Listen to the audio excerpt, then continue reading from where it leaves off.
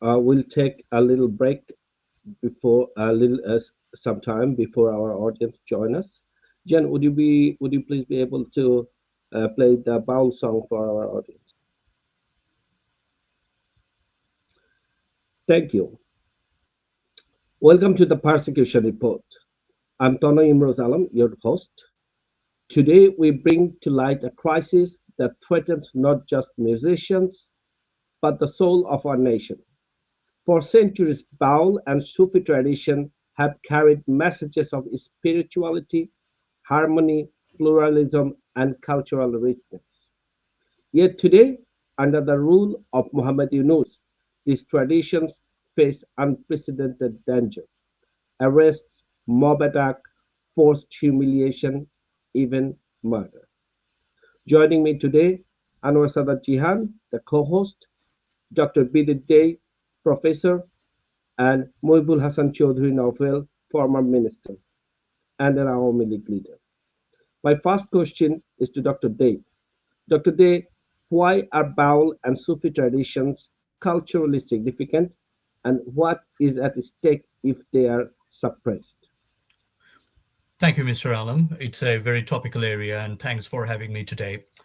So, as we know that Baul culture is is a spiritual and musical tradition that emerged as syncretic movement blending Hindu Vaishnavism, Islamic Sufism, Buddhism, and Buddhist Tantraism.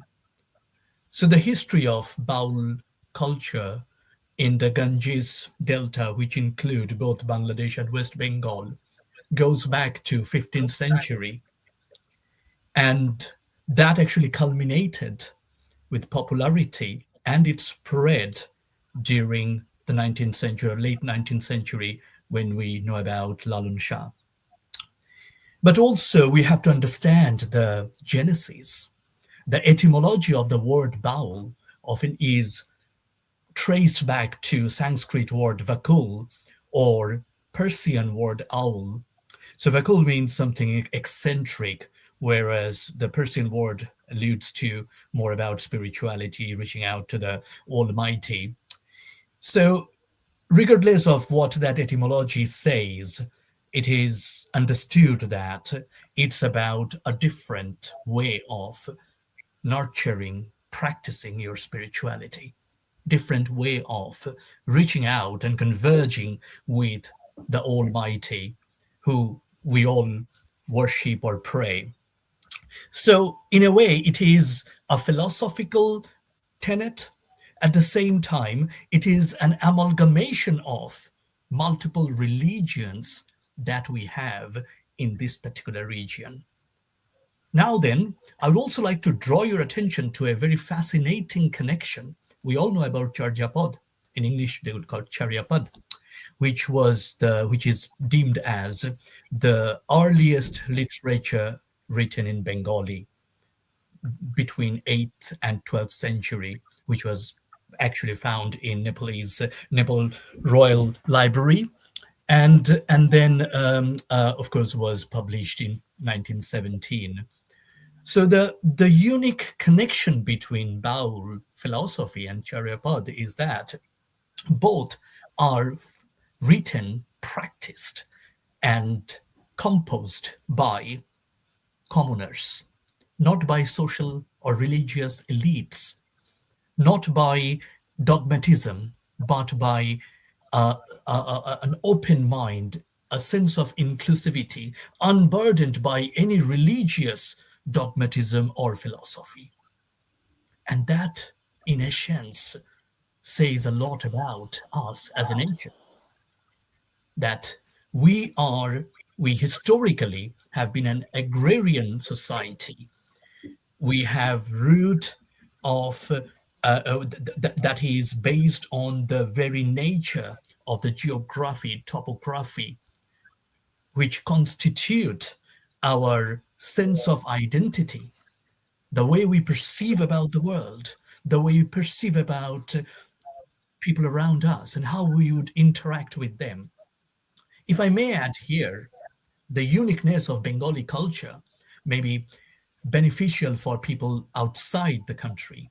That if you compare Bengali Hindus with North Indian or other parts of subcontinental Hindus, you will see that Bengali Hindus are normally much more liberal and progressive. If you look at Bengali Muslims, they are they have the inherent practice of spirituality quite distinct from people from the other parts of subcontinent. And that's why we know about 1952 language movement, when Bengalis actually protested against imposition of Urdu as the official and only official language, whereas in other parts of Pakistan it wasn't protested. So Bengali Muslims and Bengali Hindus alike, and so are Bengali Christians and Bengali Buddhists and the indigenous community in this particular area, we all are connected together with a sense of inclusivity, with a sense of identity that transcends religious boundaries, that define us as Bengali as unique. We have our identity, and a major part of our identity is Bengali. We, in our food, in our traditions, in our customs, in our religiosity, in every aspects of our daily lives, that particular identity is so prevalent. And that's where I'm so proud as a Bengali that we have got so much of influence from Baul philosophy, which inspired Lalun. Lalun inspired the likes of Tagore. In a way, you can say that our national anthem has been inspired by Baul musical tradition. So we cannot disassociate ourselves from Bauls. Thank you very much. Would you, Dr. Day, say that the formation of Baul philosophy and Vaishnava philosophy in our land is an outcry for equality from the peasants? You are muted. Yes, absolutely. And to say a bit more about Vaishnavism, which was around 12th to 14th century in the Greater Bengal at that time, which challenged the social hierarchies, which challenged the casteism, which challenged religious supremacy, which was imposed by upper caste Hindus. So that actually democratized Hinduism, and that is so was so important in constituting the cultural and religious fabrics of this region back almost like 1,000 years ago.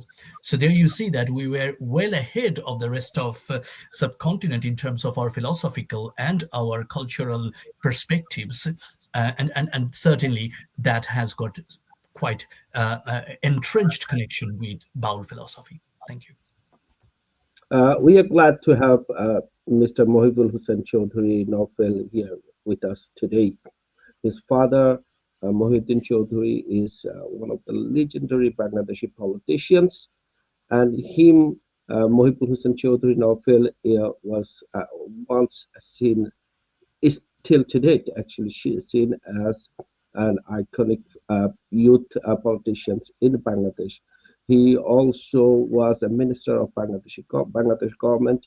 Mr. Chaudhuri, from your experience as executive of the states, what does the government do to protect our cultural, religious, and ethnic diversity, and how important it is?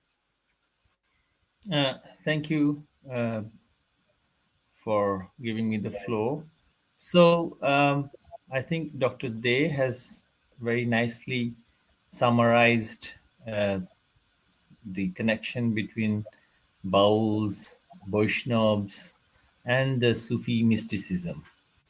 I think one of the major challenge of our government,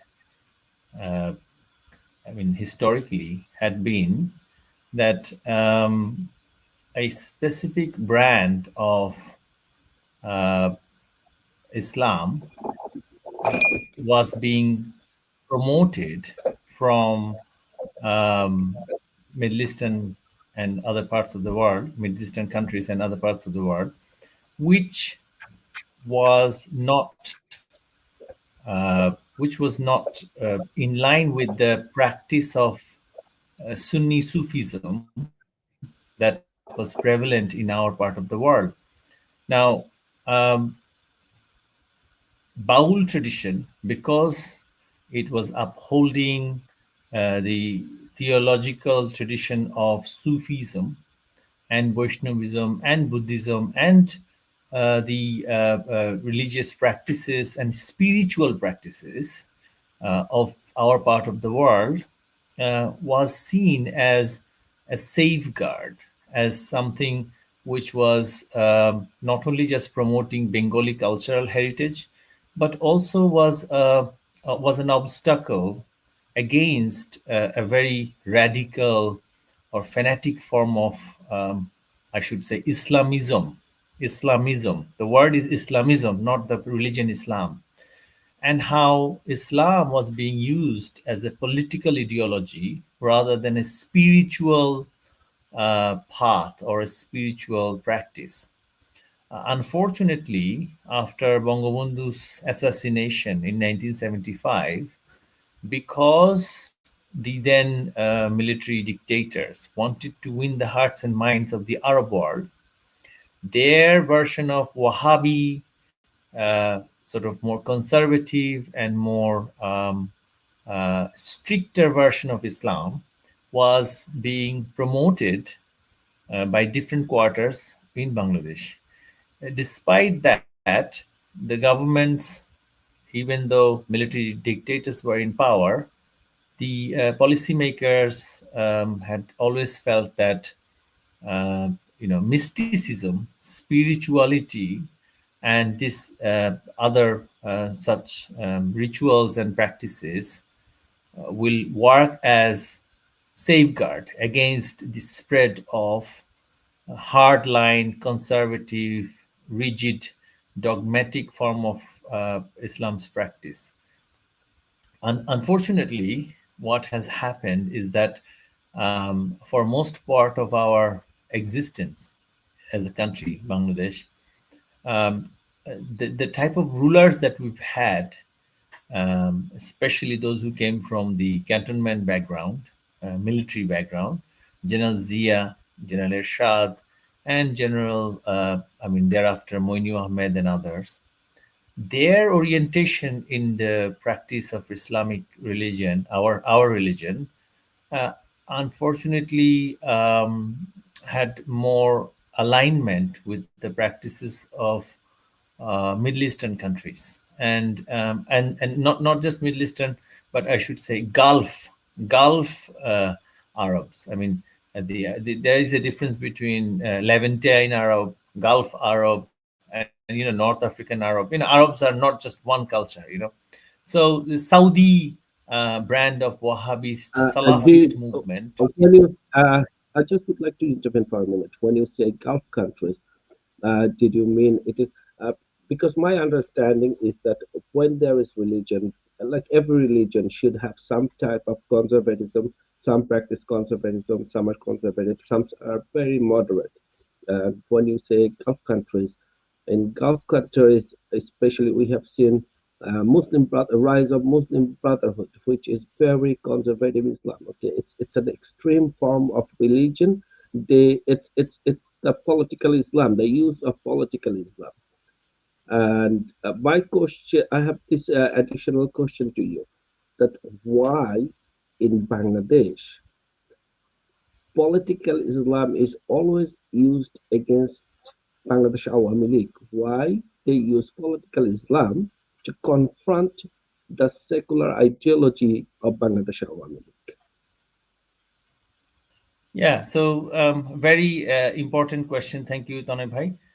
So basically, what was happening is that the hardline Muslim Brotherhood's religion, which is the Islamism, was always used against liberals and secular Muslims and liberal Muslims across the world. It's not just in Bangladesh, but in many parts of the world, it was happening, and it was happening under the patronage of those who called themselves Maududis, Maududi Bad. And one of the political parties which came out of this ideology of Maududi Bad, which was directly linked with Muslim Brotherhood, is Jamaat Islami of today in Bangladesh, and to some extent also the Chormonai movement and the Khilafat and other parties. Not Hifazat Islam, that's a different tradition. It's called the Deobandi tradition. So the challenge is that, for them, for these people who want to use religion for their political goal, for their political objective, they find institutions like Sufi shrines, institutions like Baul's Bengali cultural movement as a barrier to radicalize the society at large. They want to impose their type of, religion. They believe in only one form of Islam. You see, what we have to realize is that Islam as practiced in Bangladesh is not same as Islam practiced in, let's say, Syria or Indonesia or even Bosnia. I mean, those who are in Europe, they know Islam is not a monolithic religion. How the Muslims in UK, Bengali Muslims practice Islam is fundamentally different, or I mean, except for the basic five, our basic five, the elements, the pillars, many things are different. Albanians are different from Kosovans. North Africans are different from Sub-Saharan Africans. I mean, it's a diverse world, but these people don't believe in diversity. They believe in one monolithic, dogmatic, rigid, conservative, fanatic Islam through which they want to rule society. Yeah. So that's why they are targeting the Bauls. That's why they are targeting. I mean, you'll see there is a correlation with targeting Bauls and targeting the Sufi shrines in across the country. A Sufi shrine was not just vandalized, but the saint, those who believed he was a saint, his body was taken out of the grave and burnt, just like it is seen from the medieval Europe, where they were burning witches, people who were accused of being witches, witchcrafts and so on. They were burning them in the pyre. So you see, these people are holding very medieval, very backward, and ultra radical thoughts. And they are unfortunately being supported now by the state, by the government of Bangladesh right now, because the government of Bangladesh right now, especially the regime of Yunus, they feel that because they lack support from the people, there is no mandate, there was no election, there is no support, so they are now riding on the shoulder of the ultra conservatives and especially radicals. Conservatism is not a problem. Conservatism is not a problem. But what is a problem is the radicalism. And now they are promoting the radicals and openly calling for war with India, openly calling for regional conflicts, and want to create social militias. This advisor Asif, he was calling for a militia force of young people who would be carrying guns. Where are you taking the country to? We were a country of Bauls, Sufis, Jatra, Pala, Jari, Shari, Gan. We were a country of liberal Islam. We were a country of liberal Hinduism. We were a country of, everything that was considered liberal in the subcontinent. And they want to get rid of that because their aim is to turn the whole society into a jihadi, into a whole scale jihadi generation. So often I have been hearing, I mean, I go to these groups of these people, they are now trying to convert the Gen Z of Bangladesh into Gen Zihadi. And that's the sad part, that our Gen Z has now fallen into the trap of these people who want to convert the Gen Z into Gen Zihadi. So that's their objective. So our government in so many ways have overlooked the rise of these extremist elements in society, and we were not able to counter their extreme culture with our liberal culture. And that's where I think in many ways we failed, because they've used the social media to promote their version of ultra hardline radical Islam. They use But the mainstream what media my now. understanding is, Mr. Chaudhary, that in Bangladesh, the radical extremist people are just a handful. They cannot be, the numbers will not cross like 8 to 10%. Even if Jamaat Islam goes to an election today with all these hypes by themselves, they cannot secure more than 2 to 4% of the votes.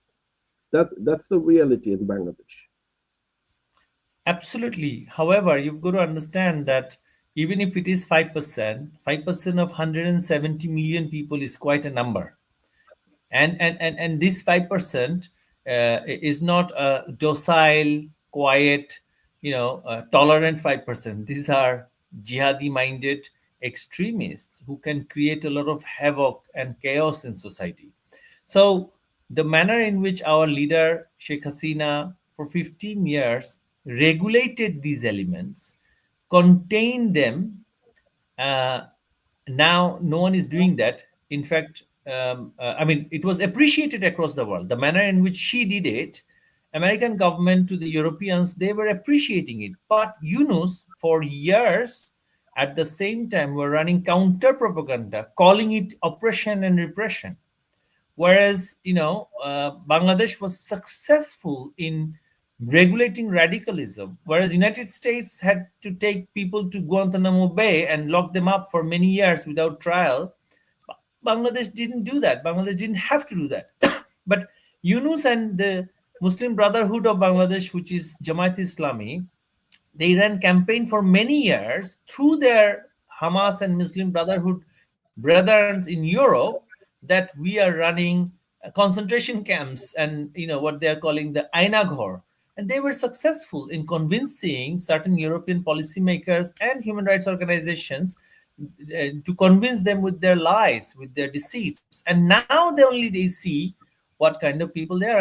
And I think Europeans especially, and the Americans now, they must realize that they have unleashed the Frankenstein in Bangladesh, which will soon bite them, which will soon come to their shore, because we are 170 million people only in our country, but there is at least 5 million people all over the world, in Europe, to the US, to UK, to Australia. And these people, if they are also radicalized, because the home country is being radicalized, there will be an effect on these people who are living in these western shores, and they will become security threat.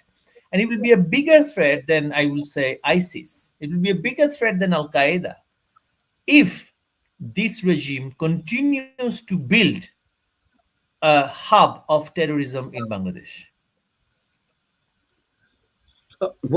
We understand is that these extremist political outfits, those who are using religion for their as a political ideology, they have a tendency of uh, creating violence in societies to get what they want. We have, it's not just in Bangladesh, we have seen it in Egypt in 2012. If we remember, they're attacking the American embassy in Egypt, and at the end, even America's then President Barack Obama had to issue a statement, which is that they are bending. It was very much like an apology issued to the extremists. Now, the question here is, I do not believe that Yunus himself is a radical person, that he may not, he is not a radical person, but is he a cunning person, use these radical forms and radical outfits to his benefit to create chaos in the society and get what he wants? And these bowels Absolutely. and, the mystic Absolutely. You sects don't are have to be. becoming his victims.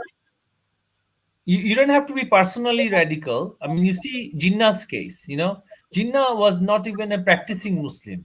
And but then he divided the subcontinent on the basis of religion.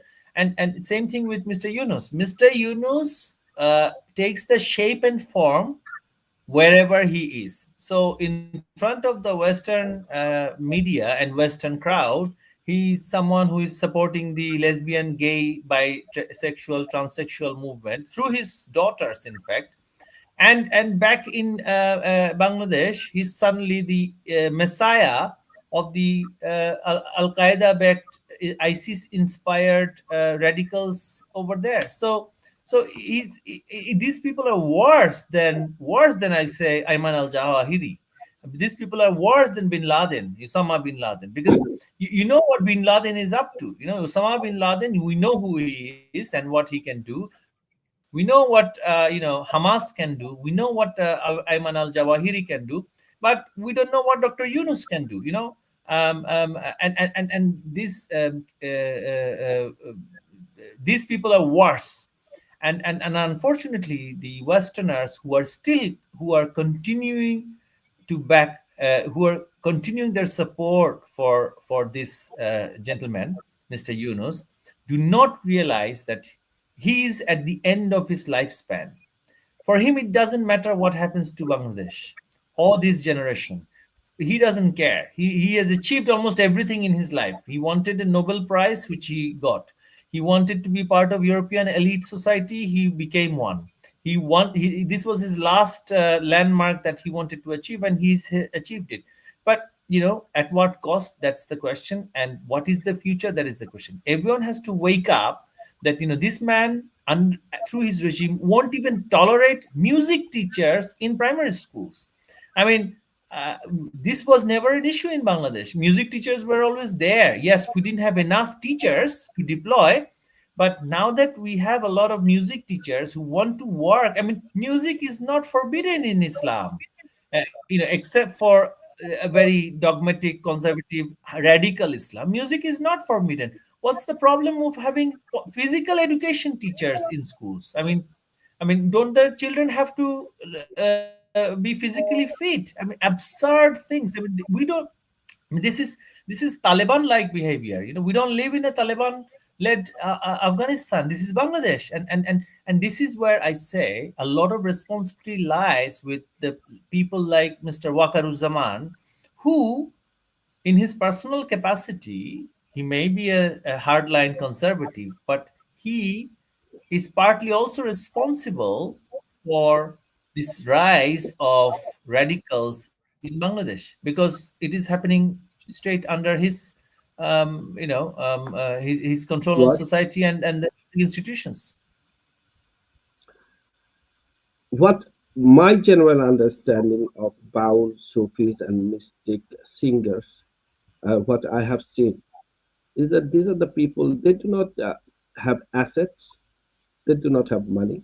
They beg door to door for food, for just basic necessities, and they sing for humanism, humanity. These are the most simplest people on earth.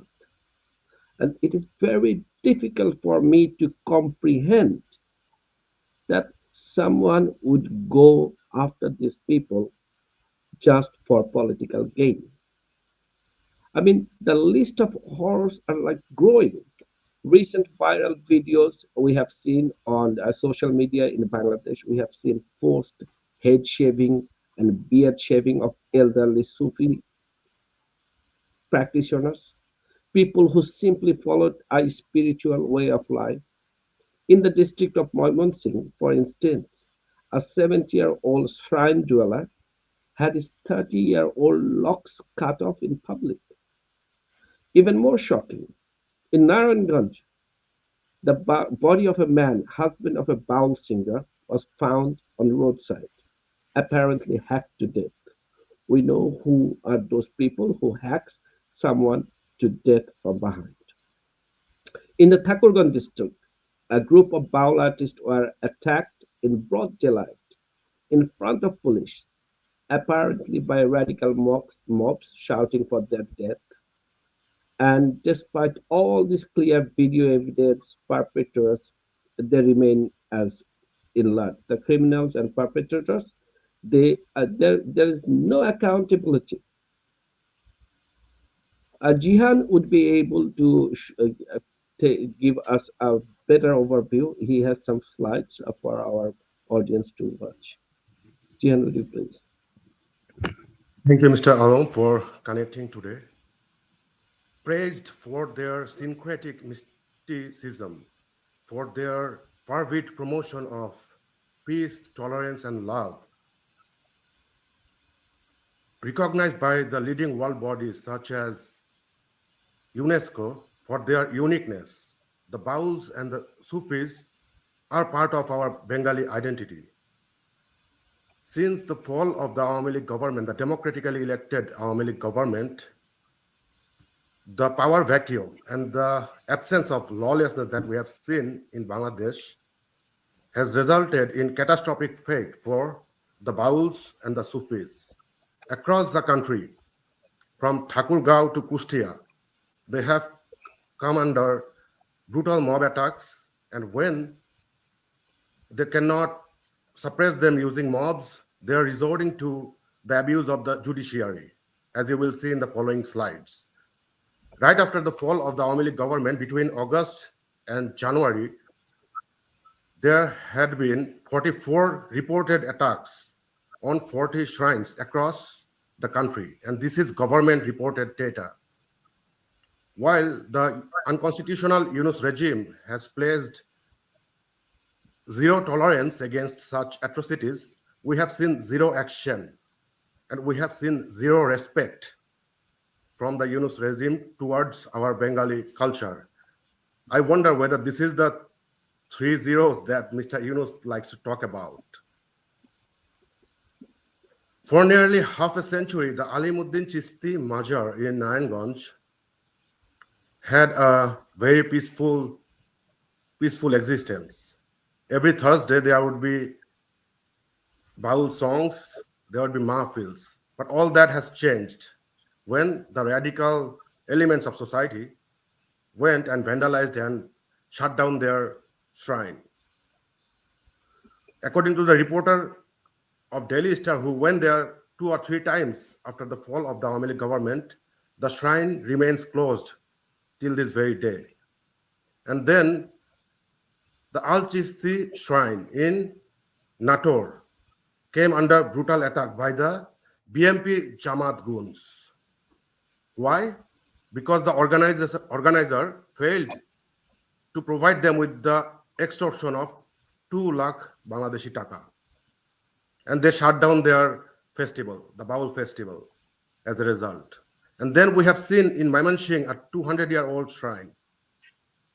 No such thing has ever happened in the last 200 years in the country. A 200-year-old Sufi shrine was demolished by the same radical elements. And these are just the mob attacks, the use of mobs. That is a new reality in Bangladesh now. And when they are failing to suppress through mobs, they are resorting to the abuse of the judiciary. We all know that the anti-liberation war, anti-71 forces are in state power now. And this is evident from their abuse of the so-called blasphemy law, a Pakistani, the British era blasphemy law.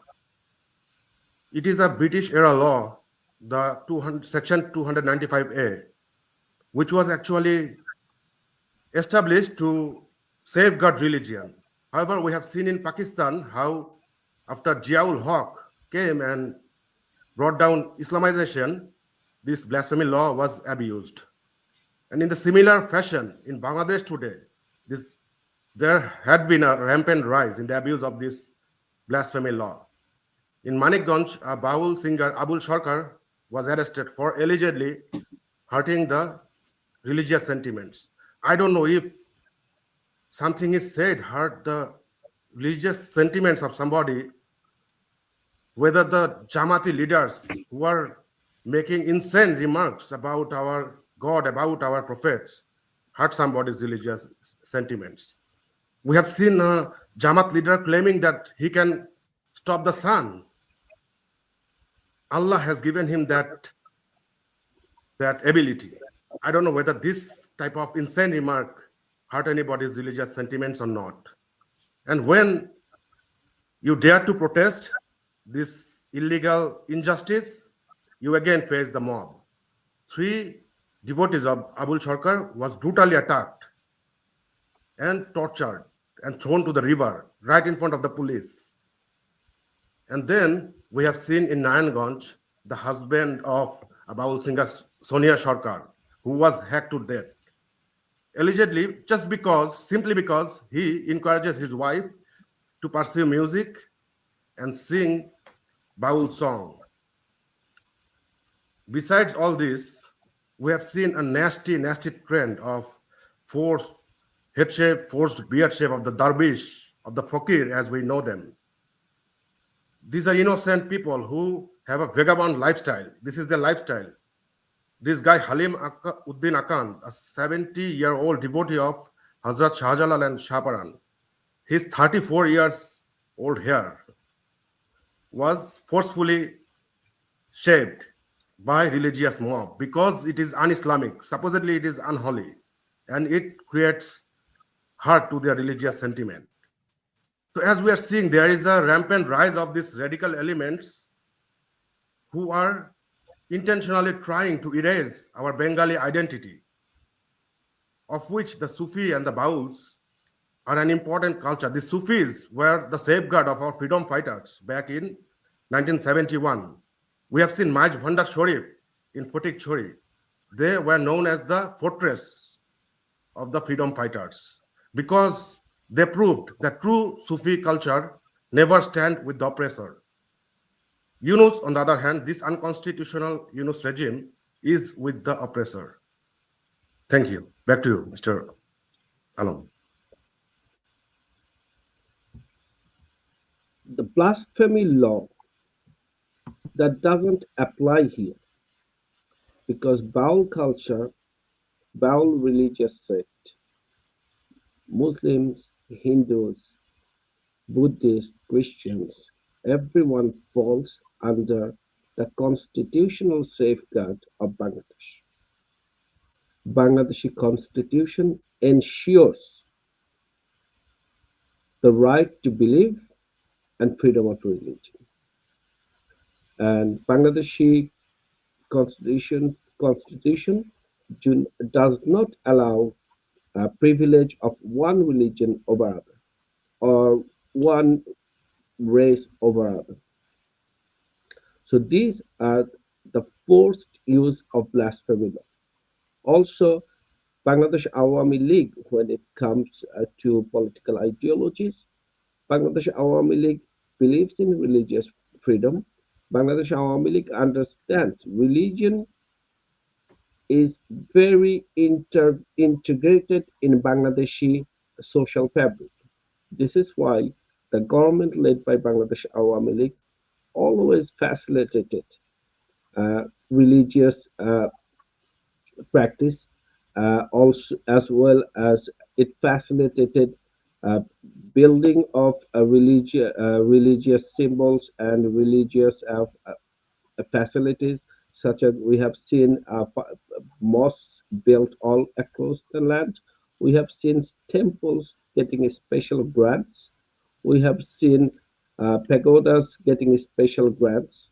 So Bangladesh Awami League understands the fabric of religion, the fabric of Bangladesh. Many may argue it goes against secularism, but secularism in every country is different than others. But radicalism, the face of radicalism in every country is same. We have seen the persecution of Yazidi minorities in Iraq, in Syria, by the Islamic states of Daesh. We have seen persecution of Buddhists and Sikhs and Hindus in Afghanistan. We see persecution of Hindus in Pakistan still to date. and Christians in Pakistan, and any other religion in Pakistan who are not Muslims are persecuted, or other sects of Islam are persecuted in Pakistan. It was never the case in Bangladesh before. When persecution of religious minorities happens, this is a telltale sign of radicalism. This is the telltale sign of religious extremism. You have seen it in Afghanistan, you have seen it in Iraq, you have seen it in Syria, now you are seeing it in Bangladesh. There is no way of denial. This is evidential. Yeah, even the Secretary of State of the United States, Marco Rubio, recently said that this radical Islam, radical elements, this is not just a regional thing. They try to control and they try to rule more and more people, and they try to take grab of more and more areas, So this is not a specific. Islam is good for Bangladesh and Bangladeshi people. The form of Islam we practice, the moderate form of Islam, like most other Muslims in the world. So that's not an issue. The issue is using religion for political use here. Dr. Day, have you ever seen these incidents in Bangladesh before? Thanks. I would like to go back to a statement that you have just made about the variability of or the different natures of secularism, and this is particularly important for our international viewers. The way secularism is perceived and defined in Europe and the West is different from how secularism is perceived and defined in the subcontinent. Secularism that we see is not about atheism or a complete separation from religiosity. Rather, it is about championing and celebrating coexistence of all religious beliefs. So secularism is in a way akin to pluralism in the context of Bangladesh. And that's where I think this existence of Baul and other smaller, albeit very profoundly important parts of the cultural fabrics and tapestry comes into play. What are you now going back to your question about whether or not we have seen? See, there is a dialectic evolution in the history of this region. It's not about just us. It's, I think, everywhere. Wherever there is liberalism, there is conservatism. Wherever there is extreme religiosity, there are people who would be challenging, fighting for their human rights, for their open and freedom of speech. We have seen what has happened in Iran, for instance, right? And if I may bring in an analogy between the current situation in Bangladesh and what happened in Iran for our Western or our international viewers, what is happening in Bangladesh is just before Khomeini took over. After the revolution, as you know, for a while there was a kind of a complete anarchy. And actually the Iranian revolution was brought and led by Ude party, which was the then communist party in Iran.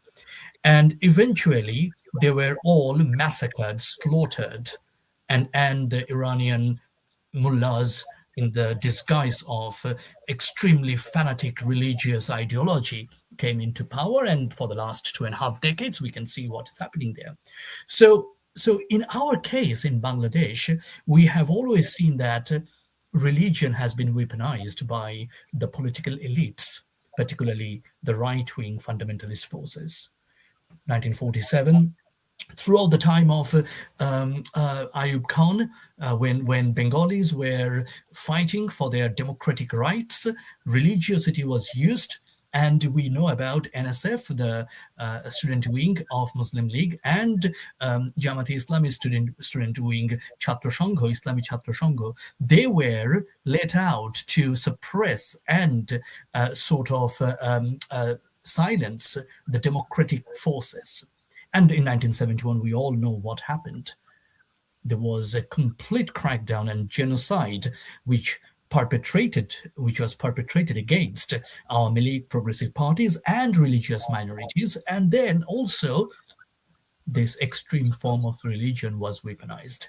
And as long as they will be weaponizing extreme form of religion, and what we have done as a progressive force in Bangladesh, and I'm very proud to say that we have always gone back to our root. We have always used our culture.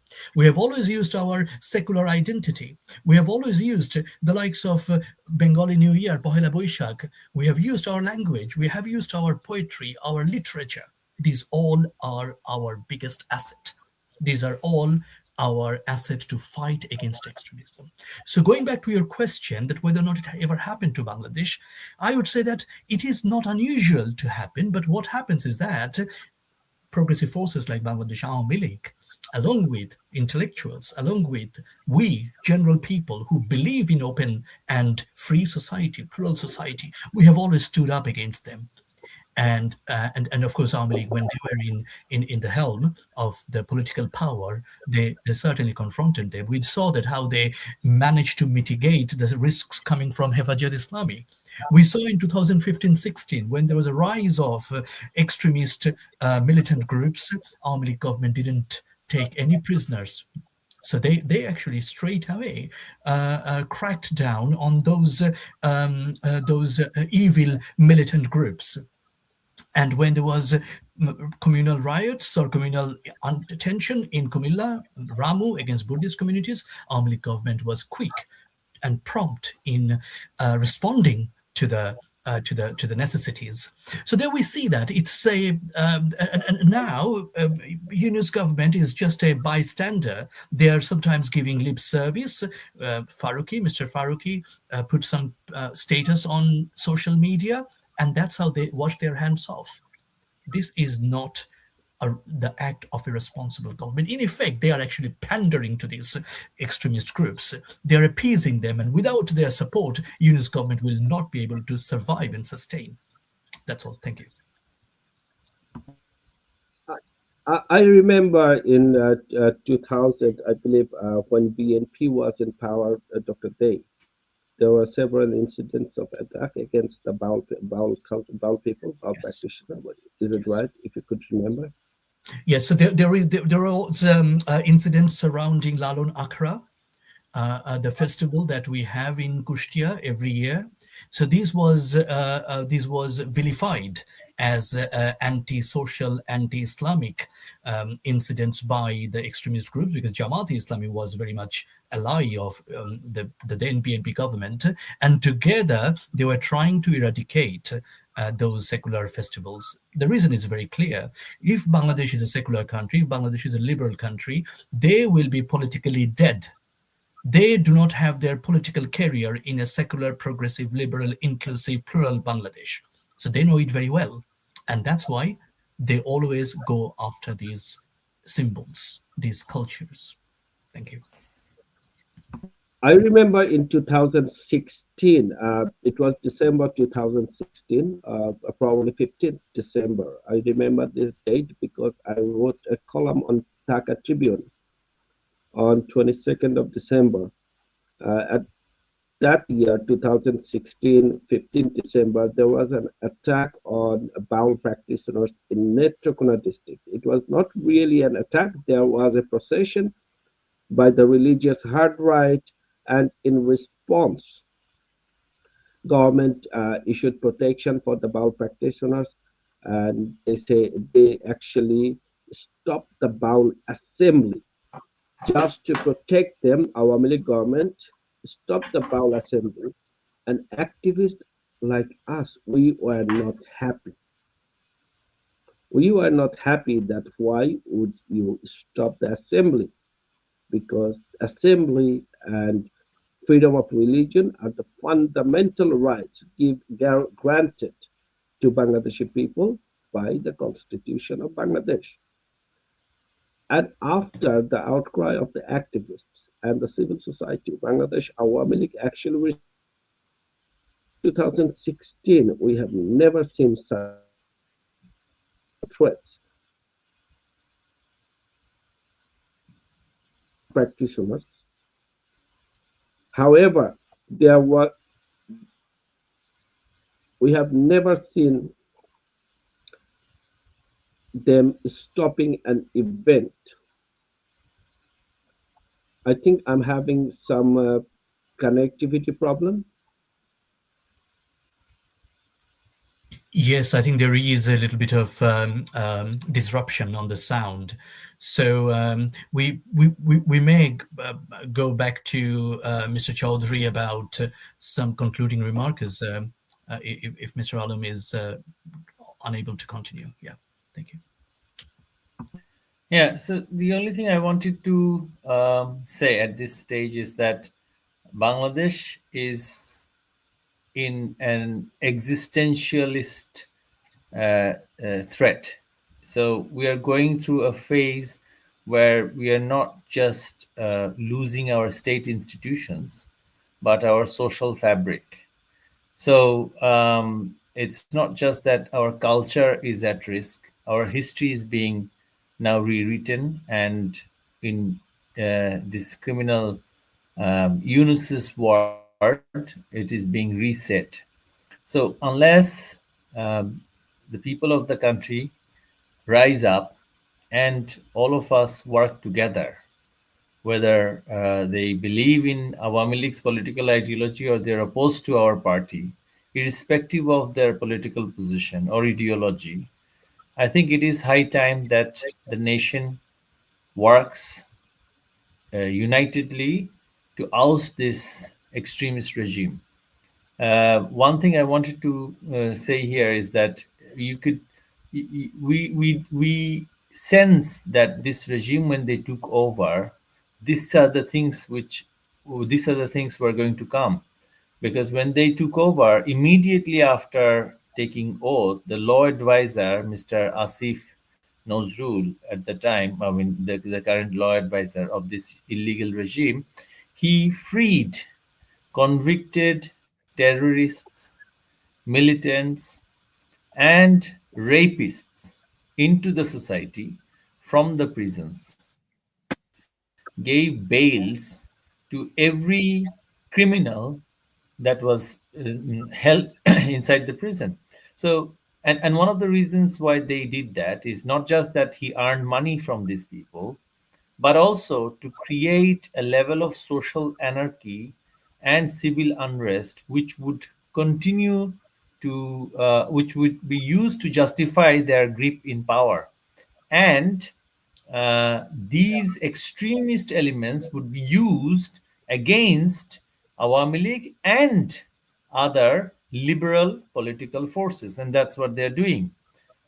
So my appeal to everyone, those who are watching our event today, is that whether they're abroad as expat working outside of Bangladesh or within Bangladesh, we now need to raise our voice. We now need to tell the world that it's not just an existentialist crisis for the country, for Bangladesh.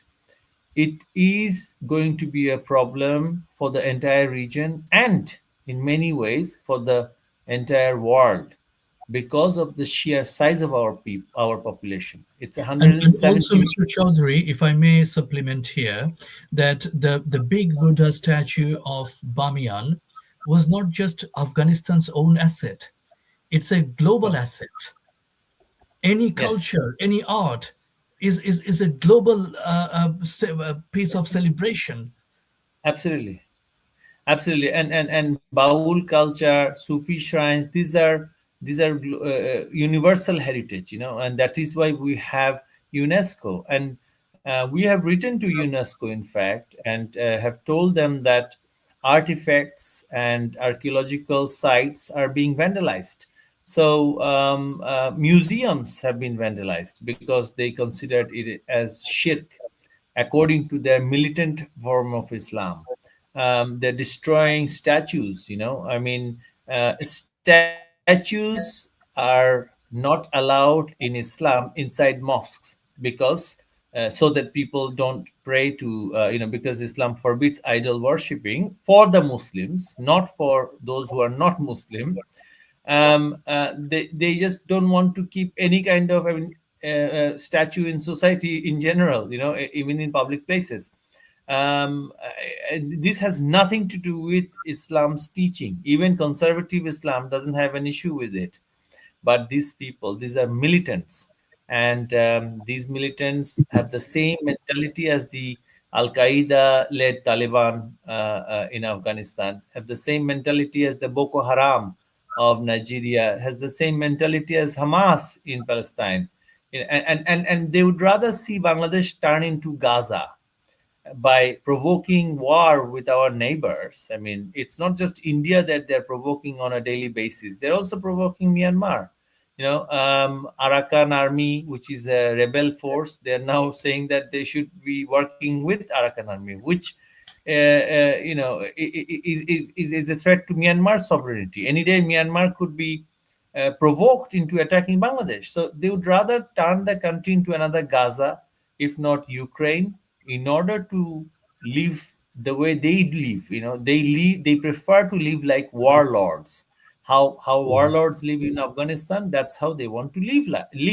And they want to export their terrorism to other countries. So this is where I would like to end by requesting all our viewers that it is high time that across the world we raise our voice and we bring this to global policymakers' attention that Bangladesh is not just a tiny little country in South Asia.